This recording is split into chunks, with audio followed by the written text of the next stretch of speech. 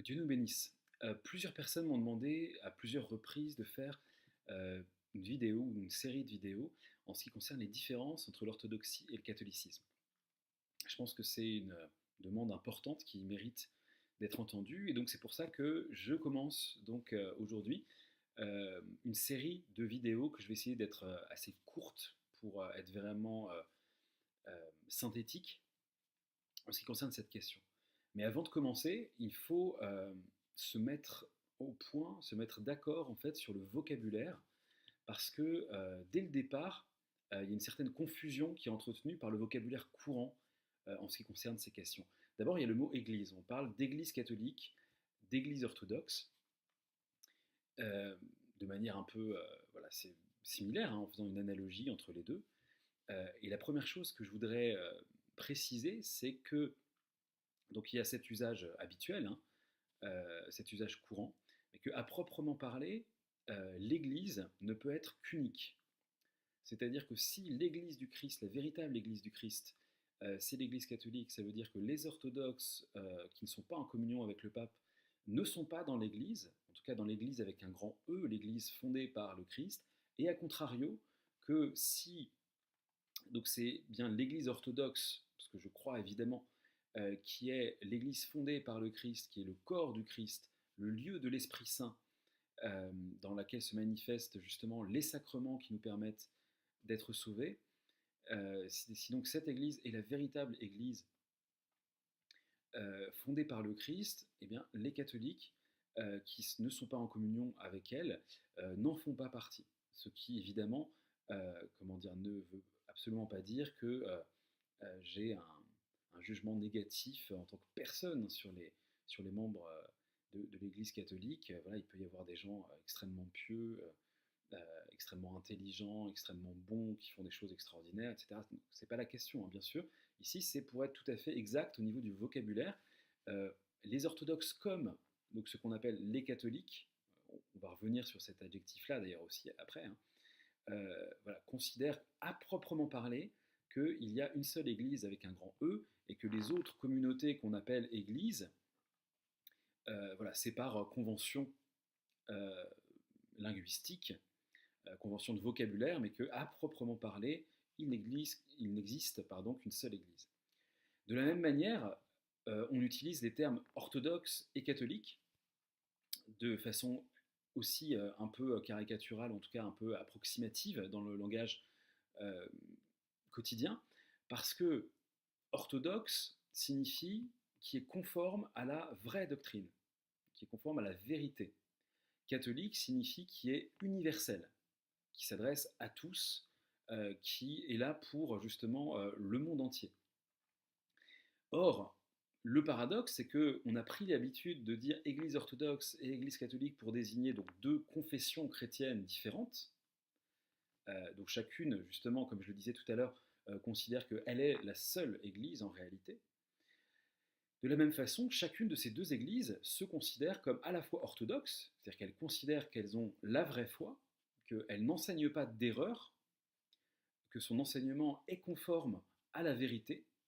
sur Dieu, à la vérité sur l'homme, à la vérité sur le monde, sur la création, sur la rédemption, sur la Trinité, etc. Euh, et se considère aussi comme catholique, c'est dans le sens étymologique, c'est-à-dire euh, universel, s'adressant à tous, étant là justement pour le salut de l'humanité entière. Donc c'est une deuxième chose qui est un petit peu dommage, hein, c'est que finalement, on ait pris l'habitude de dire d'un côté l'orthodoxie, de l'autre côté le catholicisme, comme si justement ces deux adjectifs ne qualifiaient qu'une partie, ou en tout cas qu'une catégorie justement de ces chrétiens euh, qui sont réunis justement par une foi commune. Or, j'insiste encore là-dessus, hein, les orthodoxes, lorsqu'ils récitent le credo, le symbole de la foi qui a été établi par les pères de l'Église au premier concile œcuménique de Nicée et de Constantinople, donc au IVe siècle, ils disent, je crois en l'Église une sainte, catholique et apostolique, c'est-à-dire l'unité de l'Église, comme j'en ai parlé, hein, en fait, il n'y a qu'une seule véritable Église, et donc la question c'est laquelle est-elle? Elle est sainte parce que, non pas parce que ses membres sont saints, je suis le premier à être un pécheur, mais parce que Ce qu'elle enseigne, c'est ce qui permet de se rapprocher de la sainteté, c'est ce qui manifeste dans le monde la sainteté de Dieu, précisément. Elle est catholique, c'est-à-dire qu'elle est universelle, elle s'adresse à tous, elle est fondée justement pour le baptême de toutes les nations, comme le dit le Seigneur. Allez baptiser toutes les nations au nom du Père, du Fils et du Saint-Esprit. Et elle est apostolique dans la mesure où elle est héritière, justement, en droite ligne, de l'enseignement des apôtres,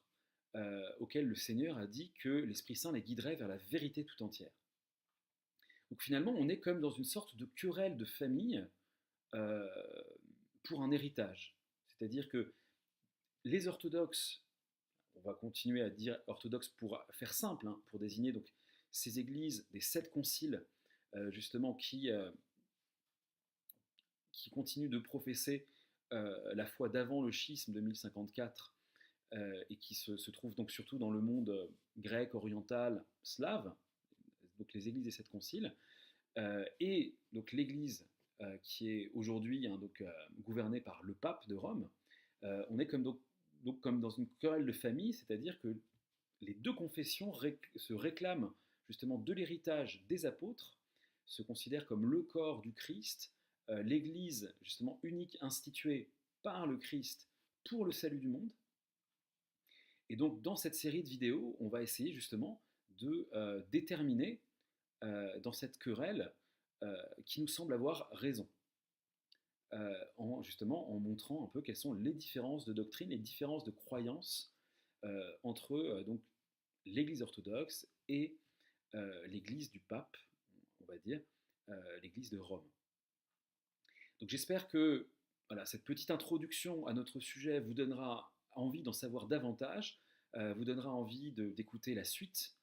de ce que je vais essayer de développer toujours de manière un peu synthétique pour ne pas qu'on arrive à des vidéos trop longues. Et donc, voilà, donc espérons que ça vous intéressera, qui que vous soyez orthodoxe, catholique, que vous soyez chrétien en recherche justement d'une église, que vous soyez protestant et que vous ne croyez pas véritablement au fait qu'il y ait une église institutionnelle, que vous soyez en recherche simplement de Dieu. Voilà, j'espère que cela vous intéressera et que donc on se retrouvera